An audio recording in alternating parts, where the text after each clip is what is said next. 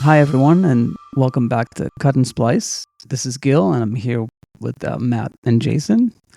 And this this time, we're gonna go back to our what you like patron saint, I guess, of the show. At this point, it feels like uh, Christopher Nolan, one of his movies. This time, we're doing Interstellar to continue the series. I guess maybe it'll be like a goal now that we can't stop recording this until we do all his movies or something.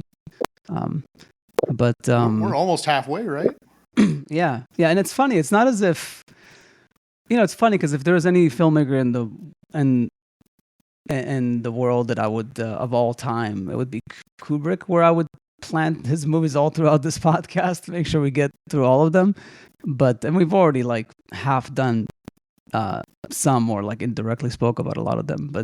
But yeah, there's something about Nolan that I feel like if we were doing this podcast in the 60s and 70s, Kubrick would be the guy that would show up like more often than anybody else. And I think Nolan does deserve this.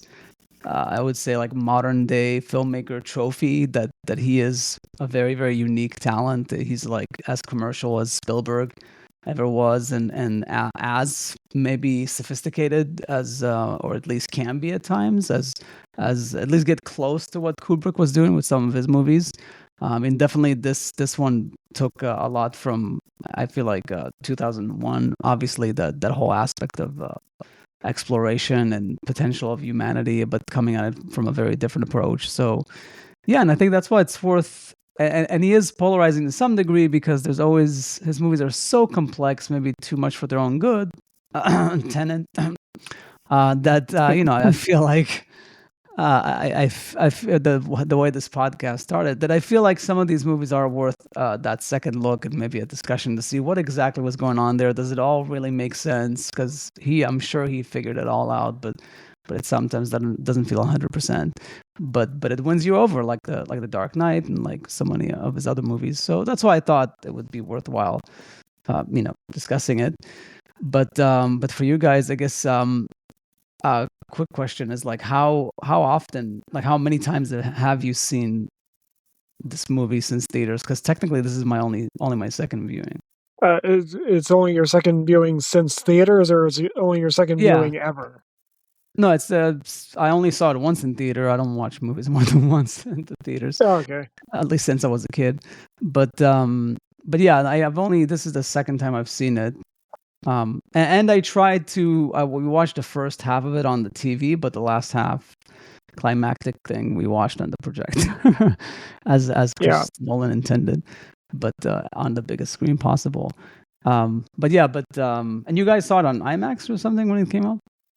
Yeah, I mean, I lived like 10 minutes away from the Air and Space Museum in DC when it came out, so I saw it opening night in the Lockheed Martin IMAX theater, and then I saw it a couple more times in IMAX when it was still available, and I don't know how many times I've seen it since, but it's been a couple. Um, but yeah, it's definitely one of one of Nolan's films that I tend to gravitate toward when I feel like a dose of Nolan. I mean, I'm a sci-fi geek to begin with, and I mean, this is Nolan really being like very straight up sci-fi. So, like pure hard sci-fi, which I thoroughly appreciate. Surprisingly, this was actually my second time seeing it as well.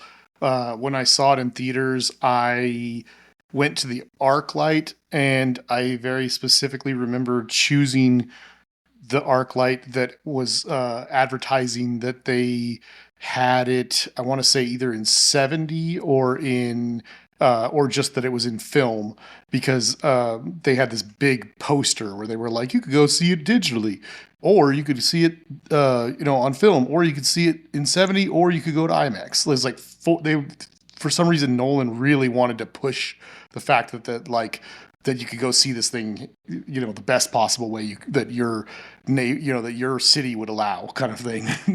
But yeah, I I did not pay for IMAX. I think it was just probably I don't know why. I just probably because I just wasn't going to or something. But I did go specifically choose to see it at the ArcLight on film, and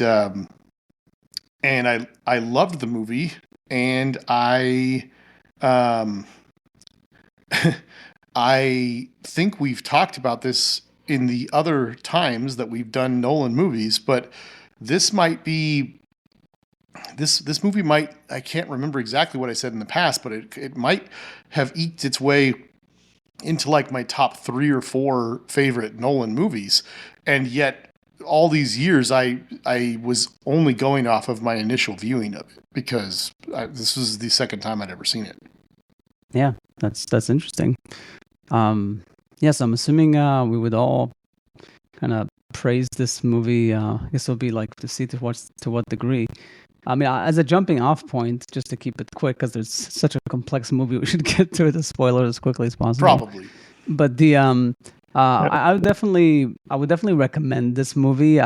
Yes, maybe it's a bit long and it's a bit heavy on the sci-fi, and maybe that's not for everybody. But there's no denying that he just finds like a way to make things commercial, because if he connects it to the father-daughter relationship, and he always finds some way, like an in that some audience member can latch onto. That's why he's such a good filmmaker, because unlike Denis, that I feel like in some ways can be a bit colder, Nolan is still very methodical, still very clinical, but he's always got like this very strong human relationship connection thing going on there. So yeah, I mean, it's I definitely recommend. And at the time I said I rated it 9. And for the longest time, I thought, was it an emotional 9? Was it because I felt like he was finally doing hard sci-fi that I was happy about that, and that alone bumped it up a notch? And as I was watching the movie, and we watched it in like several sittings due to scheduling, I realized it's definitely not a good movie to watch in multiple sittings, because it makes because all the connecting dots like get spread out a bit. And you also see more of the flaws, and I was going for like edging it to an 8, but then that motherfucker, like by the end of the movie, like that shit just come together, and I was like, fuck, it's a 9. Just like I was like at an 8 most of the movie. Like, what is that? And why is this? And why is that? But how could that be? And how could? Oh yeah, fuck you. That type of thing. So, in any case, but we'll get into the details, and then we'll see like what you guys think, and if we're like on the same page there, or if like I have it right. But yeah, because all the questions I had the first time I watched it, I didn't feel like they were all answered. A la, like Dark Knight type of like flaws, where like the some of the plot lines and stuff, but it really like once I thought about it, like no, he kind of figured it all out. There's no not a lot of bullshitting in this movie.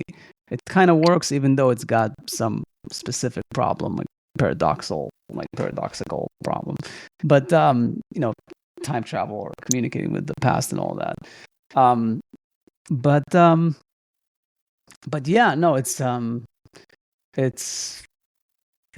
a good movie. Like it deserves to be a 9. If 2001 is a 10, then this is definitely as close as you can get to 2001 in a modern movie. I feel like there's no big sci-fi movie that did it better than this. Up until since 2001. I think I'm pretty much right there with you. There, upon repeat viewings, there definitely are like a couple of moments that don't entirely work, but and not even like plot. There, I'll get into it later, but I mean, especially as you alluded to in terms of time travel. I mean, actually dealing with time travel that we know exists in such an interesting way and making so much of the movie about that. Uh, not dealing with time travel the way that we're used to in science fiction, but actually, time dilation is a real thing. Relativity is a real thing. So yeah, I mean, it really stood out to me from the get go as taking advantage of something pretty damn interesting. Yeah, and I don't know if it's a spoiler to say time travel because I don't feel like it reveals everything about what's going on in the movie, but it's a component of it at least. And Right. it doesn't tell you who's like traveling to where and how and yeah. Yeah. Anywho, Jason? Uh, yeah. I too would uh I don't know what I've said in the past about the movie, but just off the top of my head right now, I too would probably put it at a 9, certainly no lower than like a high 8, you know. I have said since I saw this movie that controversial take, but I do think that this is a better movie than Inception.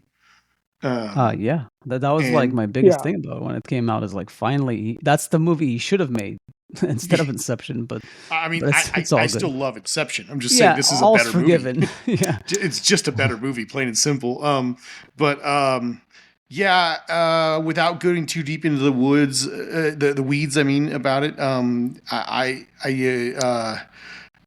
I think you kind of said it already. Like there are elements of this movie that you feel like perhaps are biting off more than it not necessarily more than it can chew, but more than it should even attempt to chew. And yet by the very end, it has wrapped it so well up that you're like, yeah, we kind of got to everything. And it all played a very important part in telling the actual story and diving into the aspects that he's trying to talk about and everything. It's just it's a pretty fantastic movie. I don't know. That's those are my thoughts. And Matt, did you give a rating for it? I forgot. Yeah, I said that I was in line with you, a 9. Oh, so a 9. So we're like 3 9s at the least 8.5 to high 8. Yeah. Well, the IMDb is like 8.7, so that's appropriate. Hey, there you go. Yeah. And the critics 74. Not terrible, but I wonder some of the issues they have. But yeah. If there's nothing else, we could get into spoilers. Definitely a lot to cover. And any first thoughts that you guys have, or anything that you want to delve with? This movie has, pun intended, this movie has a pretty stellar cast. Yeah. You like that one, Matt? The more you think about it, the funnier it is. Yeah. I don't know. This movie has an interstellar cast. Yeah. This is one of those things I think you just get when you're, a post Dark Knight Christopher Nolan, and you can like every character that has like this what is it, the principal is in one single scene of the whole movie, and he's got like David Aiello or something like that. Is that how you say that guy's last name? Yeah. He's got really great people to do. When this, as we discussed already, this movie does jump around it with time because it's necessary to do so for the story. But I mean, there's as a result, there's certain characters that are back on Earth that have to age quite a bit, and so each actor doesn't really get a whole hell of a lot of time with each character, really, if they're in that position. And it's like the fact that, I don't know, like you've got I think Topher Grace is really good in this very small role where they don't give him a whole lot to do.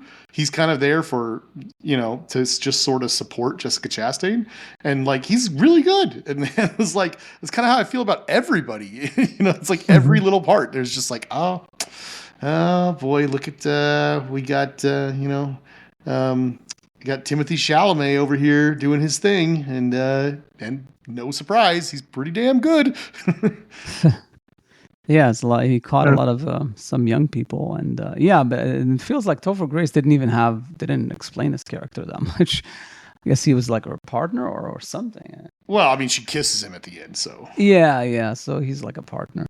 But yeah, it's probably like stuff that they cut out, like maybe some. Well, I think there was probably a whole bunch of this movie where they were like, had to cut for time. It feels very dense in a good way. Yeah. One thing I'll as a jumping off point is that and I forgot Casey Affleck played the old Chalamet. He's very good in it too. And also Roger Deakins said that the scene with the flying thing, the droid thing, whatchamacallit? The drone? The drone, sorry. That's one of his favorite scenes in recent like film like history, or like the last few years or something. He said like when they're like running, like driving through the cornfield and stuff, and like he said it was like a very well shot scene. He gave compliments to Hoytman. Yeah, and I do actually think that this was his first collaboration with Hoyt van Hoytma after Wally Pfister decided to become a director or nothing else, and then he made Transcendence and decided to be nothing else. But I do think that Hoytma was an upgrade over Wally Pfister. I mean, I enjoy Wally Pfister's work, don't get me wrong, but I think that Hoyt van Hoytma is a more interesting cinematographer, and he also just seems to be more innovative. But yeah. So I don't know. I don't know what do you guys think as far as like trying to break down what was going on here. Do either of you want to like give it a go? Just I'm curious to hear anybody try to explain it, or I can do it. I'm good either way. Just to be clear, what exactly are we trying to explain? So no, because the big confusion that so what always bothered me, I think, aside from the fact that he ends up going to this like fourth, fifth dimension, whatever structure that is built by, apparently he realizes eventually not aliens but future humans, which I guess could be same almost as aliens, like an advanced society. Yeah. But yeah, and for the longest time, it was like there's a few things that bothered me. Like I thought that he was the one who said stay, don't go, stay, don't go through the bookcase. But then I was like, but why would he give the coordinates for him to find the facility to then be convinced to be the pilot? It doesn't make sense. But then I was like, towards the end, like, oh no, that part is the future humans. They're like trickling the coordinates to get him to go. But I don't know why the whole thing, as we were watching it, it was like, why does the coordinates have to be given by that room, and then he finds the facility? Why wouldn't what's his face?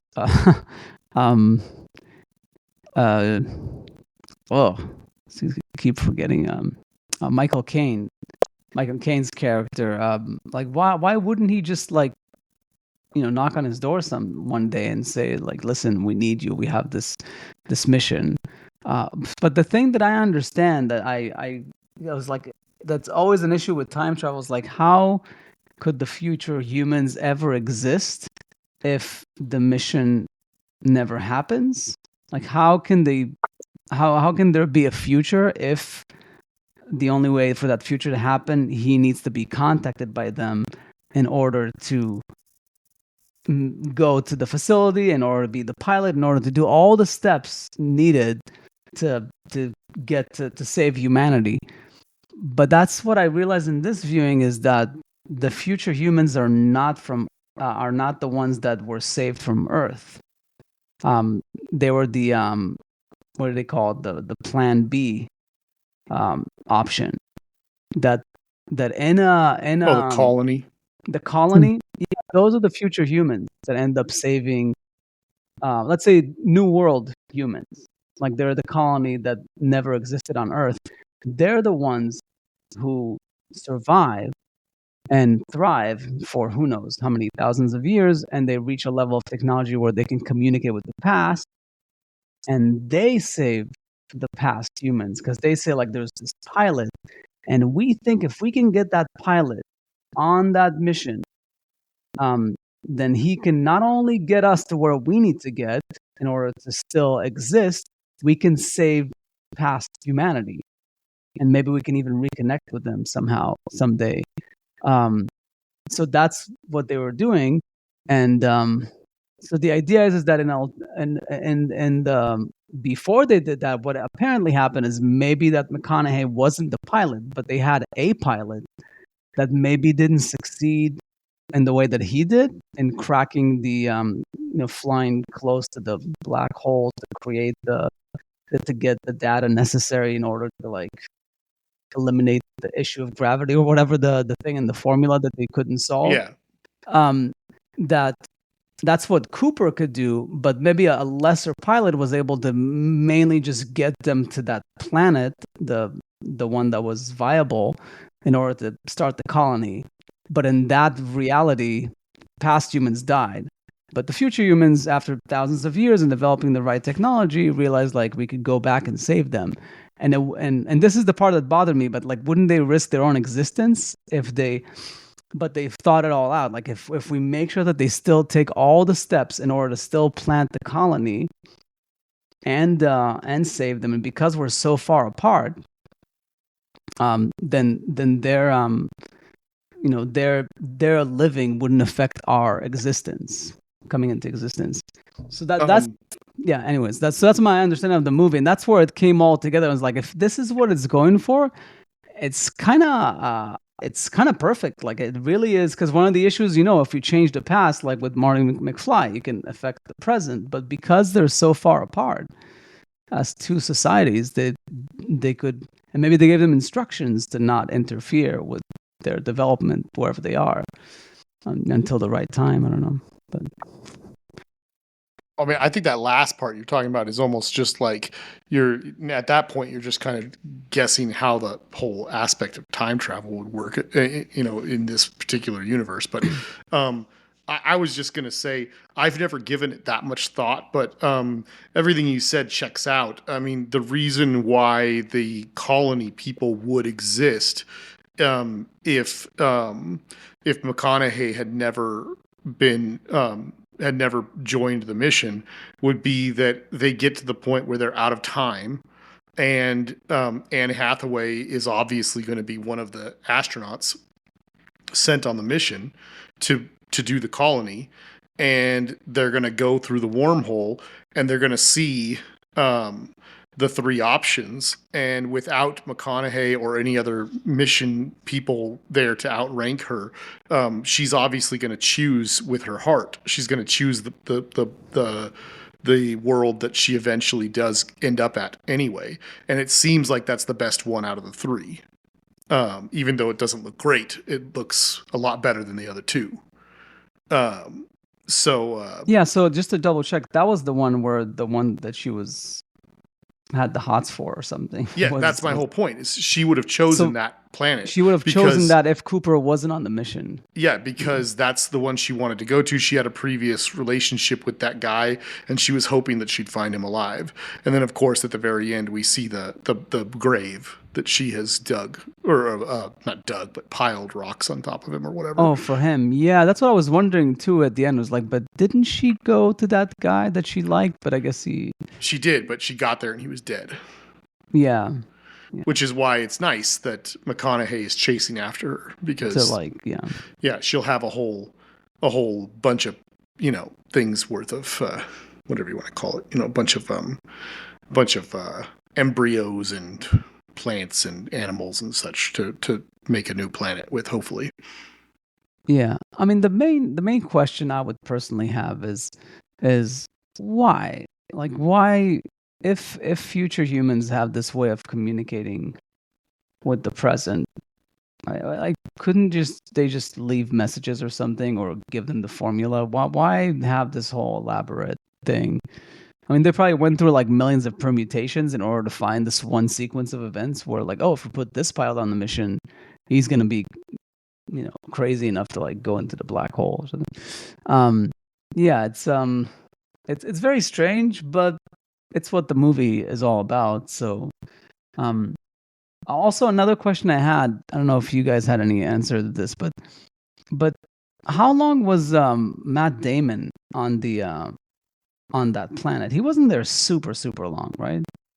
I mean, from his point of view, probably a while, because he ended up having to go into the sleep thing. Yeah, because the one thing I will say is that I'm not sure if he was there as long as, although it's possible, as the what's the guy's name who was is that like Ramili? The guy on the ship, like with them. Yeah, the older man. Yeah, the black guy. Yeah. He like the fact that that he stays there alone for like Romilly. 30 something years. Romilly? Yeah. The fact that he stays there for like 30 some years and doesn't lose his mind. I feel like it feels like he was there longer than Matt Damon was. Well, he would have been. I was confused about that the first time I saw it, but before seeing it this time, maybe, I don't know when, but let's just say 2 or 3 years ago, I remember having a conversation with someone who said the time dilation is affected the most the closer you are to the black hole. So the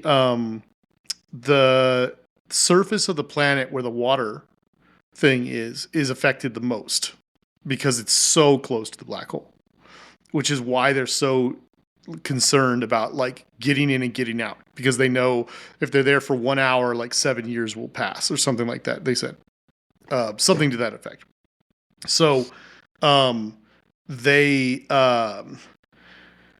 the surface of that planet is affected the most because it's closest to the black hole, and being in orbit around the planet wasn't affected as much, but it was still affected way more than the other planets. So if he was there for 30 something years, he didn't age 30 something years. He aged a lot, but the Anne Hathaway like touches his face, in a really emotional scene, and she says, "Why didn't you sleep?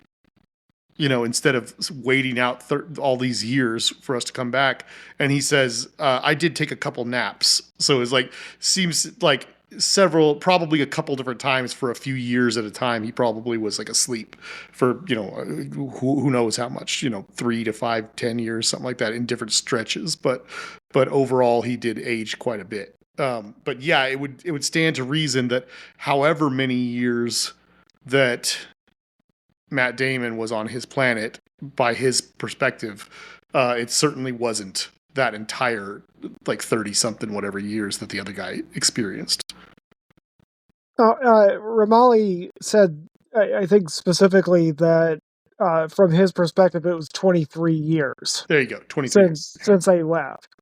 Yeah. So that would have been slightly over 3 hours for Cooper and Brand on the planet. So, I mean, it stands to reason that Matt Damon would have experienced all that.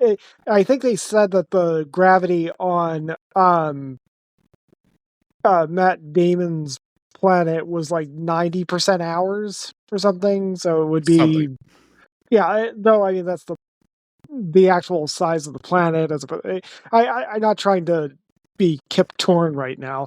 But I guess it stands to reason that, the time that Cooper and Brand were on Miller's planet, for Matt Damon, that would have been at least 23 years for him right there.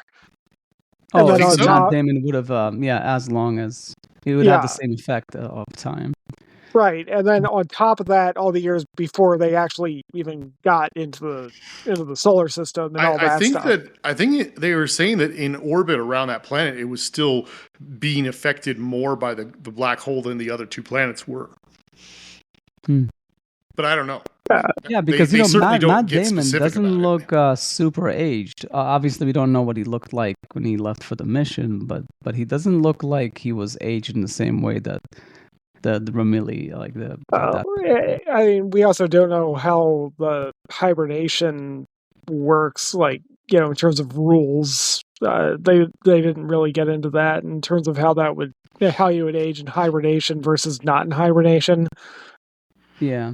No, generally, it's just strange to me how Matt Damon kind of loses his mind. But maybe it's also because he was a leader of a mission, at least his specific mission. So maybe he was more ambitious to survive. But the whole survival, like, I don't know why he had to do the whole thing.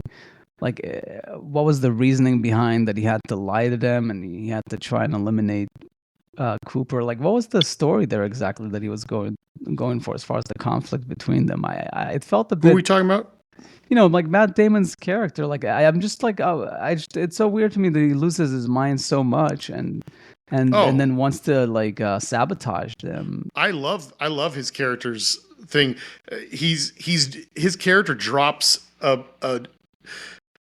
a significant amount of exposition and it doesn't feel like exposition, which is why I love the writing of his scenes so well. But I think his character is there to explain things to the audience that not to explain to, well, that too, but to illustrate certain points, he's talking about the differences between humans and machines. He's talking about the differences between people like him and McConaughey's character and normal people. He's talking about how they're driven to do certain things. And at some point he talks about like, you're driven by, wanting to get home to your kid, because he's overheard him saying that already, that he's going to help them get things set up and then he's taking the ship and going home. He's got to see his kid.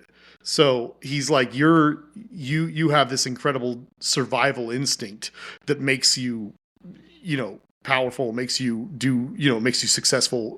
It makes you achieve things. And your drive is to get back home and to save your family and so on and so forth. But he talks about how there's almost nothing in the world that is more powerful than self-preservation. So it's saying that like this guy, everyone from Michael Caine to Anne Hathaway, everyone talks about him before he's on screen as like the greatest leader, the greatest adventurer, the greatest, of all astronauts. He's the best human that's ever been, kind of thing. And yet when we find him, every single thing he's doing is selfish because he got to a certain point where he realized that he, was going to be alone for the rest of his life. And he just decided to ruin everything in hopes to get to a spaceship and get home. Yeah. And there's no way for all of them to go back. Like he had to.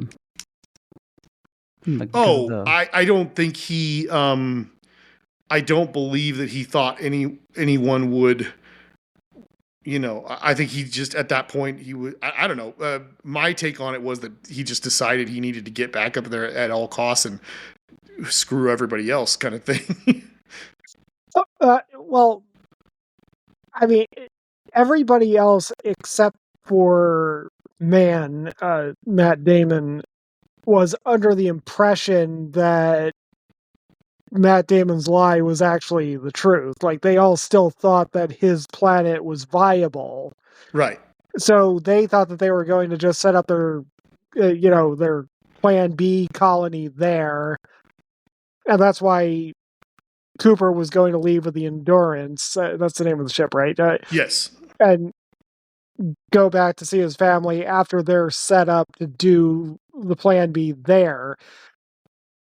My impression was that Man was going to go on to Edmund's planet and maroon them because maroon everybody else because they're he lied to them in order to get them to even go to his planet to begin with, and my understanding was that he wasn't just like fucking humanity too, at least in his own mind. He was trying to press onto Edmund's planet and complete the mission, but he was doing it by himself.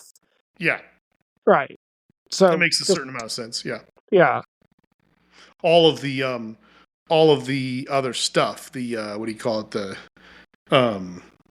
space colony stuff was on the ship. So that does make a certain amount of sense. Yeah. Right. Yeah, he was trying to like get the ship and steal their thunder type of thing. Like not steal their thunder. He just wanted to survive. Yeah, but they would have taken him. I mean, if he had explained, "Listen, I was just desperate. I really wanted to be saved. Like I didn't want to die." Like would they have left him there? They're not that type of people. They would be upset with him. They would say that's not cool, and gonna have to earn our trust again. But I don't think they would have abandoned him there. Well, you know them better than he does. Yeah. He exactly. And that's the part about. That's why I brought it up. Is that he's lost his mind a bit, and he's paranoid, and he's like scheming. He's Right. like, yeah, it's a bit like what's his face, Smeagol. Yeah. Yeah. In any case, I think it's a combination of a lot of things that led to those actions, but yeah. That was like a big thing. And any other things that say like bothered you last time, or maybe you had like a different perspective on it this time? I have a few more, but I was just like thinking. I was gonna say one. I don't think this ruins the movie in any way, shape, or form. It just bugged me a little bit because maybe other people understand it and I don't. Maybe it was like a line of dialogue I missed.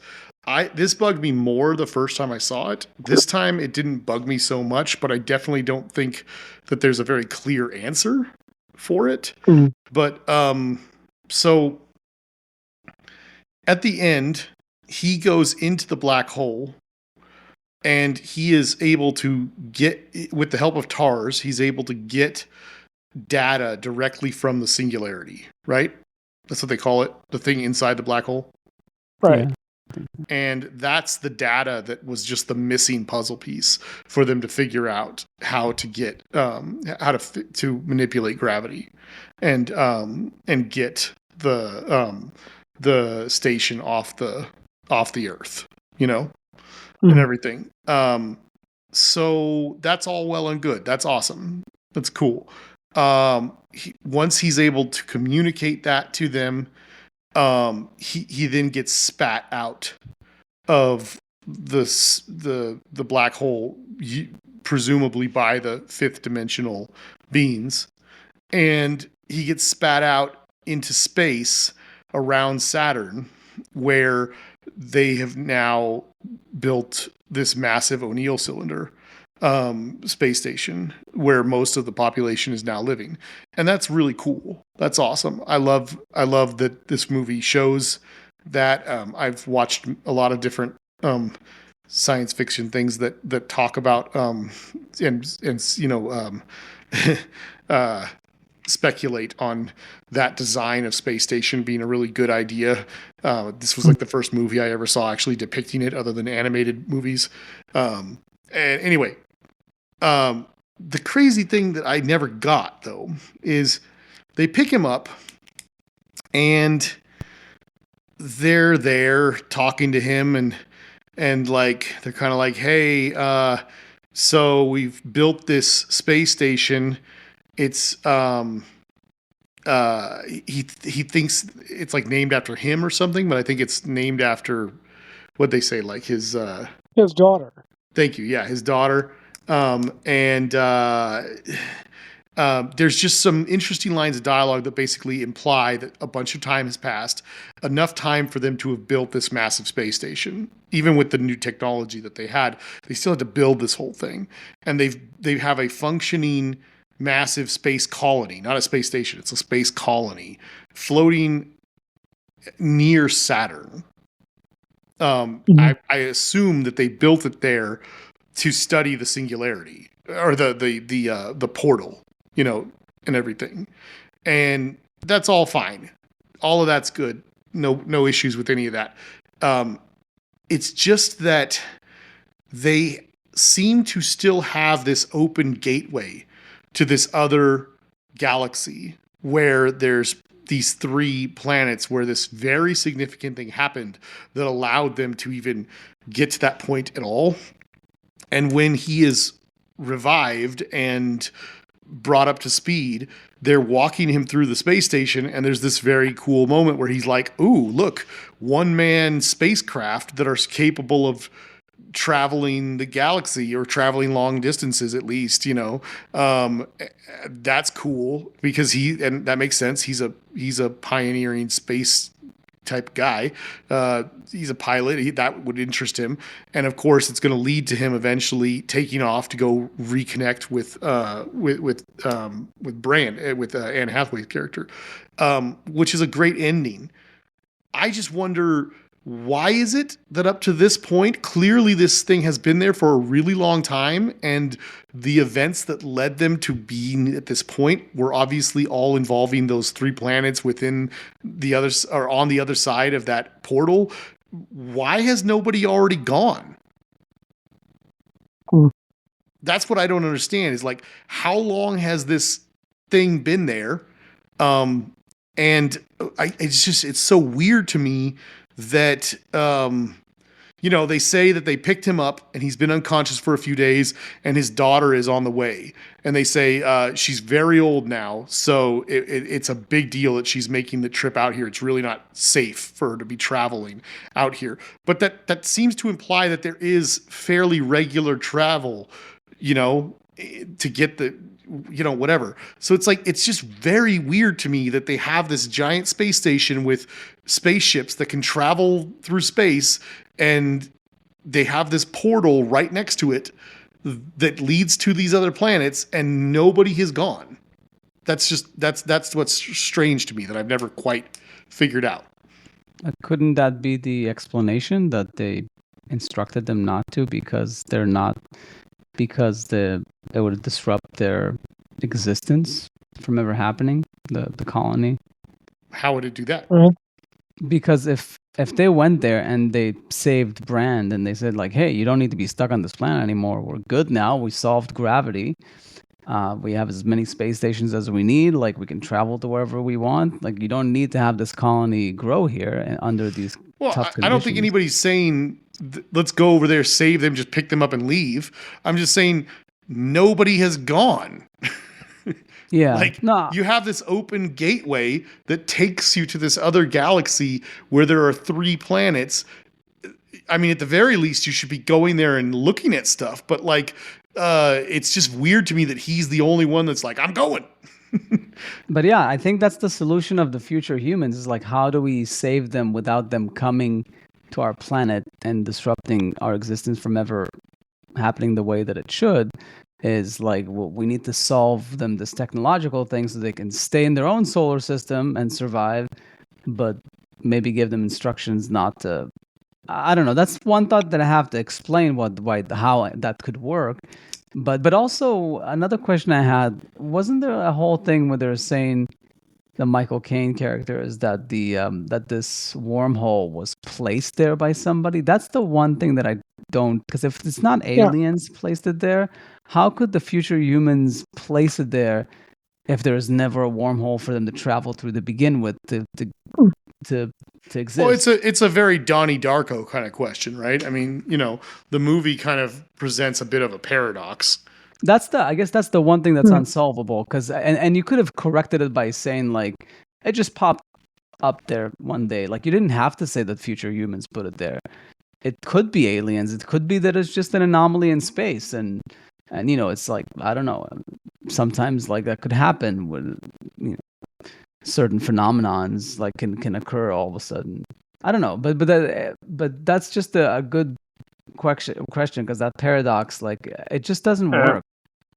Well, that's the whole point of a paradox. But I mean, one thing that did kind of cross my mind is that like the time travel that is built in, actual physics and actual reality that we've measured is pretty well explained, and then the time travel that isn't all that well explained, I just don't really think that they actually took any time to explain it, because you can't really explain it. There's no real.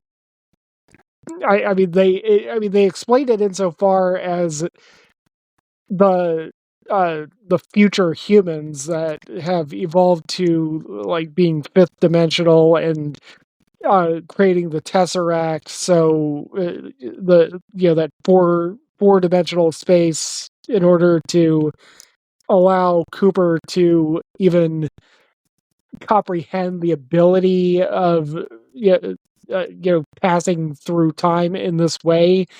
Like during that sequence, they do say that a limitation of those future humans is that they can only send gravity back through time. Right? They can't just they do say that. Yeah. Right, and that's why they have to communicate in those rudimentary ways by manipulating gravity. Yeah. And I mean, a wormhole would also be that, sending gravity back in time to create that anomaly. So, a wormhole. Oh, so that would be a way to, because you can send that back in time. Right. Yeah, but it's just like, how does it happen to begin with in order for them to exist? Well, I mean, how is Kyle Reese John Connor's father? It's yeah. Well, I think I've got that one figured out, but that's a whole nother discussion. Yeah. Yeah, but it is but that's like what these movies sometimes do, is they just deal with this idea of paradox. But I feel like if you just don't get into it, you'll be just fine. The movie will still be good. You don't need a paradox for it to be a legit time travel movie. That's why I feel like Back to the Future doesn't really have any paradoxes when you think about it. For the most part, is that they do try to deal with the fact that you kind of need to have things still happen for it to exist and all that. But I'm sure a lot of people even look at Back to the Future and see.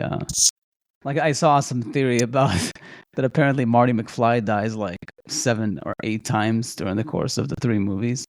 Well, I think specifically, at least 3 or 4 of them certainly in Back to the Future 2, because those would be the ones that Doc has the actual functional time machine. Time machine. Yeah, because the whole jumping off the building is that they say like he actually died there. But the tunnel, yeah, because Doc found out that he died and then traveled in time to the specific moment where he could save him. Like what's the phrasing, like Deus Ex Machina, like the whole like showing up in the last minute. That like here it's not really that. It's just that he's got a time machine, so every time he dies, he just goes back to that moment and saves him in the nick of time. But in any case, yeah. No, I don't know. I guess that is a good point, Matt, about the whole gravity. I think I missed that. The I guess gravity in some sort of theoretical sense. Maybe you can have that travel to the past, but yeah, it just doesn't solve the whole paradox. Well, I mean, it's I mean, I think that's kind of another area where I give this movie a lot of points. Where when we deal with time travel in science fiction, it usually, again, we usually like to have it where you're just sending somebody back in time, a la, Robert Heinlein, or, again, the movies that were just mentioned and everything. But yeah, I mean, regardless, you're going to deal with a paradox, and regardless, I mean, anytime you're dealing with going back in time, there's a paradox. I mean, it's just kind of baked into the proverbial cake. But when it comes to, but I mean, in this movie, I mean, they actually, since they are talking about relativity the entire time, and time and its relationship to gravity and matter. I mean, that is a really interesting rule. I mean, it might not be an explanation, but at least it's a rule that makes some sense in the physical universe, and in terms of time manipulation being related to gravity. And I mean, it just, I think that it's a cool time travel rule that the movie had that kind of set it apart for me, uh, um, in that regard. But Yeah. I think the biggest, like, as far as like in the scope of just why this movie just landed really well for me when it came out is, yeah, it's the whole after Inception, and then he did Dark Knight Rises, right? This was such a breath of fresh air. Like, it was such a return to form for him. I would say in the same way that if I'm not mistaken, Phantom Thread came out after Inherent Vice. Yes. Yeah, that's like, to me, it's the equivalent with PTA. It's just like it's just really nice when like a band, after like a couple of like okay records, like all of a sudden has a masterpiece, especially like if it's mid career, like nothing that you would expect at that point. That's the equivalent to me of like Interstellar or Phantom Thread, and I'm sure I can find other examples of bounce back movies or whatnot. But yeah, it's and the fact that he's, instead of like dealing with dreams and a father and his, like, here it's a father and daughter, same as like in Inception, his father and his kids. But again, it's the whole emotional element. But here it's about more than just that. It's about more than just the love he has to his kids, love that he had for his wife. It's about humanity. It's like the stakes are so much, I feel like, are higher, and he deals with them head on, and it's I wish that he had made more movies like that. And also the last thing I would say, I was thinking about like his next movie, is that famously, like, he called Matt Damon and he told him, Matt, do you know the saying, there's no small roles, only small actors? And it's like, yeah, well, this is a very small part. And but it was like, but he was saying like, oh, but I'll make it up to you someday. And then like in Oppenheimer, he gave him a slightly bigger role, and then finally in the Odyssey, he's gonna have the lead role. So it took a little while for Matt Damon to climb up the Nolan hierarchy, but he got there by doing some small roles. But yeah, like it's I wish that he would do more. I think Tenet, that's why I felt like Tenet was like closest thing he had that could be as good as Interstellar, which is why I appreciated it at the time, and I'm sure upon rewatch maybe I'll have a different opinion. But yeah, I wish, I hope the Odyssey movie will be interesting and fresh, because it is a retelling of a story, but I'm sure he'll have a good take on it. But I hope he's got more of these in him, because I feel like these are really the ones that he's going to be remembered for, because they're completely original. Like, to me, yeah, this is up there with like Memento, and yeah, you can give it to The Dark Knight as far as filmmaking is concerned. But I feel like as far as originality, I don't think it gets better than this and Memento. I know some people like The Prestige to a degree, but I've always had issues with that movie. As far as like originality, Inception is very big with the fans.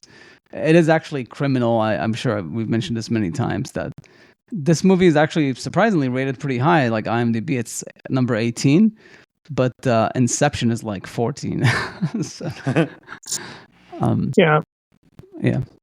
Anyways, just some thoughts about in the scope of like his career, and yeah, I don't know if you guys have like similar Yeah, I mean, it's like I was saying, it's definitely one of my favorite Nolan movies for sure. Top three, maybe four, somewhere in that range. And I'm sure we've done rankings, right, before. We have Mm. before, yeah. I don't recall what we did in the past. That's why I didn't want to say it in our first section, just because I know we've done it at least twice now. Yeah, and I'm sure we're Yeah. like contradicting ourselves.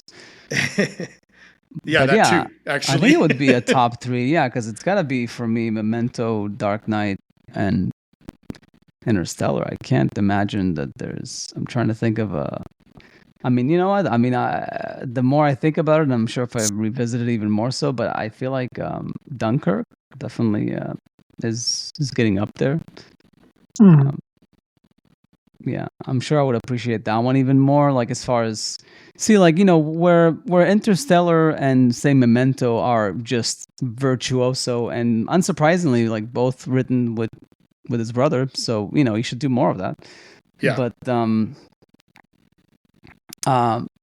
yeah, like it's virtuosity of storytelling. I feel like Dunkirk is the virtuosity of filmmaking. Like that's where he just like I'm gonna take this thing, like historical thing, but I'm just gonna tell it in my own way, and that's where he just really shows off his Spielberg chops of sorts, like his technical prowess. But here it's Yeah. just to me this is like Interstellar and Memento. That's like PTA Tarantino, like a writer director type of or tour type of stuff, not just like flexing your technical muscles. You know, yeah. yeah. Yeah. Um, I I don't have a super deep like take on all this or anything like that, but I was just gonna say I really think that there's something very compelling about this movie in that and maybe this maybe sort of ties in a little bit with what you were saying before, asking about the whole aspect of like how the wormhole portal thing got there in the first place or whatever. I just think throughout this movie there's something where they are like just tiptoeing around like supernatural stuff. Like in the beginning, before everything's revealed at the end of how it was all done, you've got you've got Murph like telling him that there's a poltergeist in the room, and he's very dismissive of it, and I think he's dismissive of it because he wants the audience to be dismissive of it. um, but then you start seeing things that she's seen and you're like, whoa. And I remember the first time I saw this movie going like, what are we doing? Like, this movie's got a lot to do right now. Why are we wasting time on this? Kind of thing. But it all pays off so well. And then there's the whole thing of them. They start saying they a lot, like, because they're saying something put the thing there. Something is communicating to us. Something is telling you through gravity that you needed to come to these coordinates. So there's just this thing where, as scientists, they're not talking about what it is, but they're all kind of in agreement that there's something they can't explain that's beyond the natural, you know? And then there's this really phenomenal thing about like uh that I think plays into that, but this thing throughout all of it where it's like this exploration of love, you know. Um Obviously the most important one is probably the whole like father daughter thing, and how that bond is. He says literally there's two things that can span beyond space and time, and that's gravity and love. And his love for his daughter is what allowed him to achieve what they did or whatever. But then there's also like there's a very significant part of the story that involves the romantic love that Anne Hathaway feels for the person on that other planet, and how that affects their mission and how that affects everything. And then it kind of comes back to that later in the movie as well. And then there's Matt Damon's self-love, his self-preservation and love of self, and his desire to not die and everything, and all of these things and how they affect people and how they affect us and what we do, how we do, and everything like that. It's just I don't know. It's very good. Yeah, no, definitely that's a good point as far as the theme that runs through it, the emotional theme that he strings in there. Also, what were thoughts, like any thoughts that you guys had as far as like ranking in the pantheon of um of robots? I already know where you're going with this. Yep. That was Yeah, the robots, like I've got notes. I've got notes. All yeah, right. like because the what's call it, TARS case, and there's also the one on the planet. But yeah, it's an interesting approach to the robot buddy type of character. Like that, I'll give him props. Like it wasn't goofy. It wasn't like even though it was trying to be humorous. For me it mostly lands. Succeeding at being humorous. Yeah, it's succeeding. Yeah, no, that's you got to give it to Nolan. He's able to like have a little bit of like of a giggle in there without just completely losing the thread, like the tone. But yeah, no, I personally liked it. I don't know where I would rank it, but it's definitely a good attempt at it, and it's very, very unique. The whole shape and shape shifting thing. Oh, the physical body of the robots is as intriguing as it is awesome. Yeah. And unique, inspired, really, and just awesome. I remember walking out of this movie theater and talking to my friends about it that day, and just being like, all of us going like, "Oh my god, TARS is one of the greatest robot characters in cinema history." Already, we just saw this movie. We're going to already put it. I don't know where. And the crazy thing is, in the years since, because I make a lot of lists, and I've never really thought that much about it. About 5 minutes before we did this, I just did a quick Google search, and somebody, Paste Magazine, did a list of the top 100 greatest movie robots. And they said that they are disqualifying robots that have no body, like HAL and stuff like that. So it could be a human body or a robot body or any kind of body, but just as long as it's a robotic thing of some sort that has a physical body of some sort. And they're putting the list. Now, my belief is, they don't say this, I don't think this is in order, because the order is all over the place. There's some terrible movies with terrible robots, but on this list, but they put it at 34. They put TARS and Case at 34. I don't believe it's a ranking though, like I said.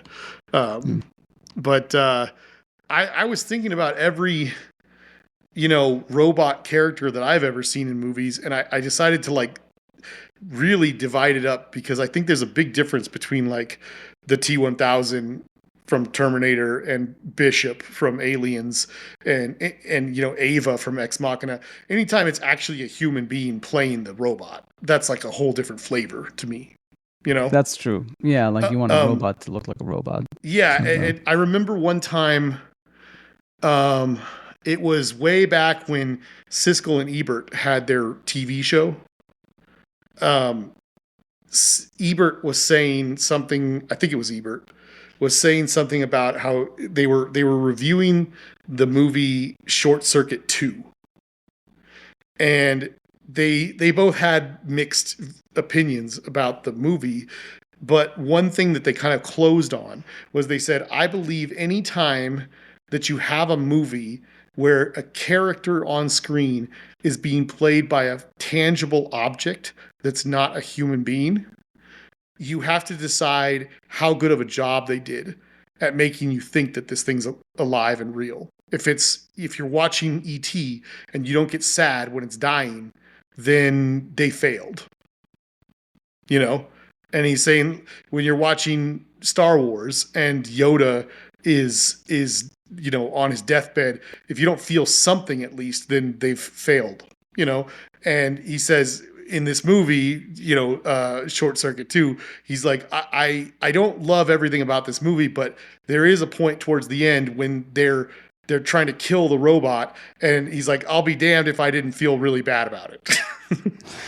But I was thinking about that, so I thought, okay, so even if it's a human playing the voice or something of that nature, I would have to make a little list of like robots in movies that are not actually physically on screen played by a person with a face, sort of thing.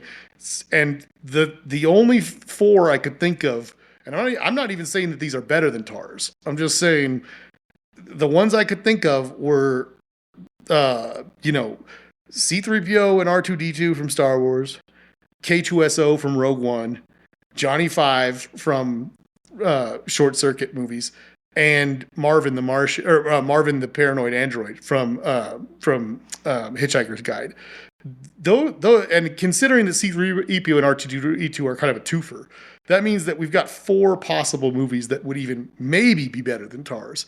So I would feel very comfortable saying that for me, that TARS is in the top 5, like best movie robots within those categories ever. And to me, I think C-3PO is half disqualified because it's basically like a person, whereas I think R2-D2 is definitely might be number 1 because the fact that he does it also with no words, you know, and it's just like a trash can, like a moving trash can, essentially has all this. He's an insanely like heroic personality, and all the stuff that he does over the course of the trilogy, it's ridiculous. Whereas C-3PO, it's mostly a guy in a suit, and he's talking like a robot, but it's almost the equivalent of any sort of like human robot. But still, yes, it's still robotic. So I just think that. I think I was, watching this movie. Obviously, I'm talking about Interstellar. I remember watching this movie, being enthralled with the movie, and we get to the turning point where they're about to go on the mission.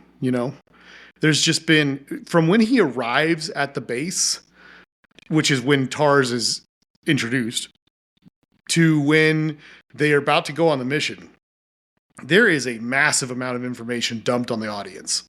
I mean, like, they've got to get you from point A to point D real quick, to get you ready for the real part of this movie that's about to start, where they're in space, where they're traveling interstellarly, and I'm just like thinking to myself, like, I remember just feeling like, okay, I'm gearing up for this. We're about to, like, this is it, I'm mentally preparing myself. This is getting really, really good. But it's also kind of a tense moment. And the fact that you've got the robot there laying down on the ship, and he's kind of like built into he's kind of got a little mount to build himself into the dashboard almost, and they're about to go, and it's this really serious moment, and they're doing that whole thing that they do on missions where they're doing they're each sounding off, they're like, are you ready? Yep, ready, check, all those kind of things. And then TARS says like 4 more humans for my my robot colony, or something, like whatever the line is. And I just remember staring at the screen and going like, did that just happen? Like, did he just say that? Because that's hilarious. And then, of course, the whole explanation of him saying like, yeah, I mean, because they're like marine robots, and they're like, yeah, I'm programmed to have some, sarcasm, because it literally has been shown to make humans more comfortable dealing with me. And he's like, yeah, why don't you dial that back a bit? Yeah. Which, of course, leads to the reoccurring, trend throughout the movie of him asking him all of his settings. What's your honesty setting? And he says 90%. And he says there's one more too. I can't even remember what the third one is. ChatGPT type of thing. Yeah. I might just I also obviously can't forget about Teddy from AI. Yeah. Teddy's a good one, even though he's like a teddy bear. He's not. Really, I think Teddy counts. I'd have to put Teddy. What's funny? He's a robot. He didn't make the list. Joe Gigolo made the list, and I was like, you know what? Teddy absolutely should be on this list. Yeah, no, there's definitely, if I really thought about other robots. I'm sure, like, because there's definitely an endearing quality to robots. Like, Well, you I could think very there's a lot of easily. animated ones that are great, like Wall-E, Eve, and Baymax are all awesome. I mean, But that's all in a fully animated movie. It's not as impressive as seeing like a real robot on the screen. I will say one of the better characters, and it's funny because I'm editing the podcast now, is the from the Rebel Moon. One of the best characters is the robot. I feel like the arc that the robot has is interesting. It's like it's somebody trying to find their way, like a former soldier. Like what kind of a person do I want to be? In the world now that I'm free, essentially to be whatever entity I have the potential to be. It's interesting. Honestly, the whole movie should be about him, but I guess it's okay if he's just like on a journey there. But yeah, I don't know. Matt, do you have any you can think of that we haven't brought up? Not really. I I still think that the way that they handled Miller's planet was one of the weaker elements, and that again, for 23 years to have passed on the ship, they needed to have been down there for 3 hours. And that sequence didn't feel like 3 hours, and they didn't really cut away. There was no like sense of passage of time. Yeah, if anything, it feels like they were there for like 15 minutes tops. Right, and I mean, I forgot if it was Tars or Case that was Case is down on the there. mission with them down there, yeah. Yeah, and Case, did give them like the whole like it would take 45 minutes for the engines to start working again, and then it doesn't feel like 45 minutes, but it's still a few minutes before they still needed a few minutes for the engine before they get hit by another tidal wave, so they spark it and all that stuff, and it still just doesn't add up that would be 3 hours. Yeah. But and I remember even seeing it the first time thinking like that felt really fast. Like, yeah. But well, also, I just it's so strange that they even go to that planet because of the time dilation and all that. Wouldn't that just be not very practical? They say in it's just in dialogue as they're approaching the 3 planets. They're talking about which one they're going to go to first, and out of the 3 of them, they got the best the readings from that person. I think they said it was a woman. I can't remember, but whoever it was that was there on that planet, whichever astronaut landed there, they got really spectacular readings from there. It seemed like it was going to be the best of the 3 planets.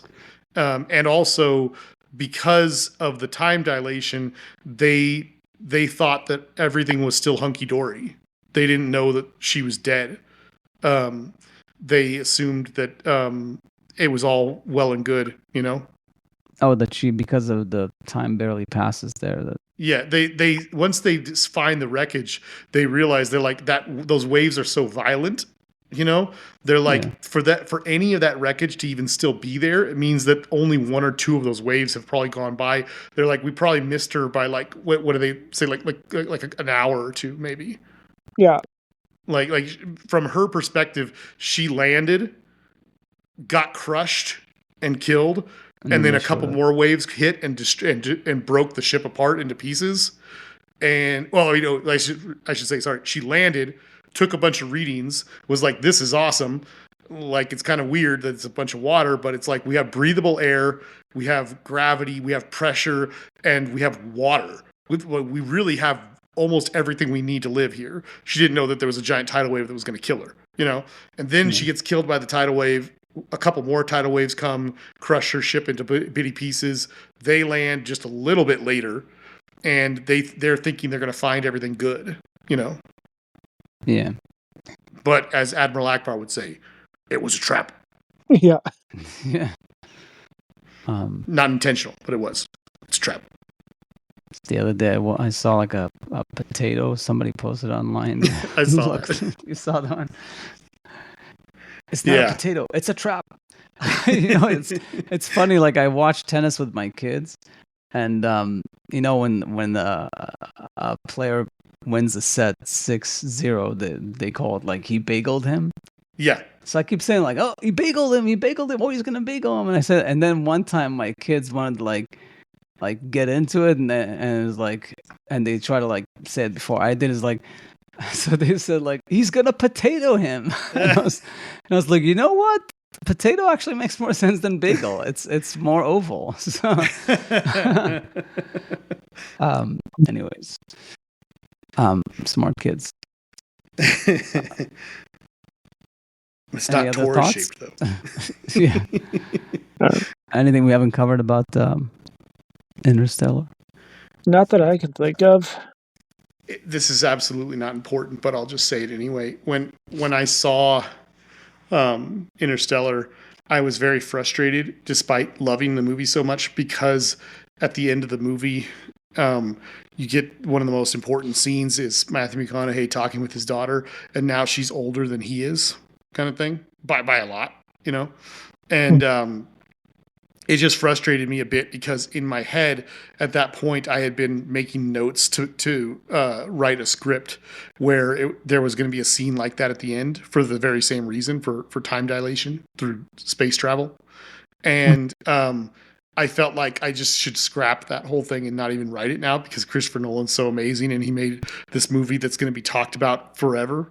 And it's funny that, kind of going back to what you were saying about how even though this movie is considered really, really high on IMDb's top list of, greatest movies ever, it's definitely not talked about nearly enough. Like it is, in my opinion, still a slightly underrated movie.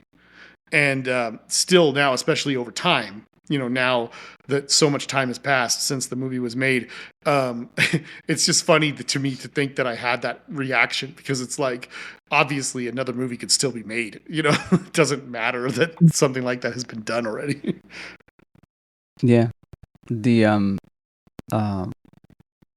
I feel like in some ways it's got a very similar track to like Inception in the mind of movie fans, that maybe it's not as popular as Inception as a popcorn movie, but a lot of people are big fans of the it comes up again and again, like the music, like the Hans Zimmer score in Interstellar and Inception, like is some of his two better scores. So I feel like it's definitely got a life like out there. Like you definitely see it pop up in the culture as much, if not more, than Inception does to some degree at this point. So yeah, I think, and I do think that with like more hard sci-fi or movie buffs, that ultimately it's gonna win out. It's gonna be the one I think that would more stand out in 10-20 years from now, I think. But at the same time, it's still ultimately very much a popcorn movie. I think the closest that Nolan got to like an artsy movie, aside from, I still feel like Memento was really like his true masterpiece, and I don't know if he'll ever top that as far as originality. But Dunkirk definitely is big, like just what he did there as far as film history. Like if people go and study how to make a movie properly, that one's definitely big. But yeah, I don't know. It's he's got an interesting career. It's good for him. He does whatever he wants, so it's all good. But he's definitely a unique character in the pantheon of filmmakers. Yeah. Yeah, like he doesn't do the art movie thing. He doesn't do the pure popcorn movie. He takes it to like this other level. So, and it's not easy to do. We've mentioned it many times how it's tough to pull off. That's why every movie that's like so we say like, well, if only it was directed by Nolan or Denis. It's like, because there's just very few of these people that just really can take something and elevate it. Yeah. Yeah, like that scene with the attaching to the aligning with the thing, um The um docking scene. scene. Yeah, that one's like pretty big too. A lot of people like point to that one as being like one of the better scenes he's ever shot or like set up. It's so tense. Yeah. Yeah, No, it's really well done. Yeah, like reminiscent of like Apollo 13 and some of those movies of like that moment where you really need to like nail this to like survive. Yeah. Yeah. Mhm. I mean, it's also it's that music that I mean, the whole movie has great music, but that scene where where the ship is spinning and then they're trying to match the spin and it's just getting a little bit closer and a little bit closer and he's yelling all the commands to TARS and he's like, activate the docking clamp and whatever, and it's like all this stuff. It's just like edge of your seat kind of stuff. Yeah, and if nothing else, this is one thing this movie definitely has is that in the meme world, the McConaughey crying thing is definitely very much into consciousness. Yeah.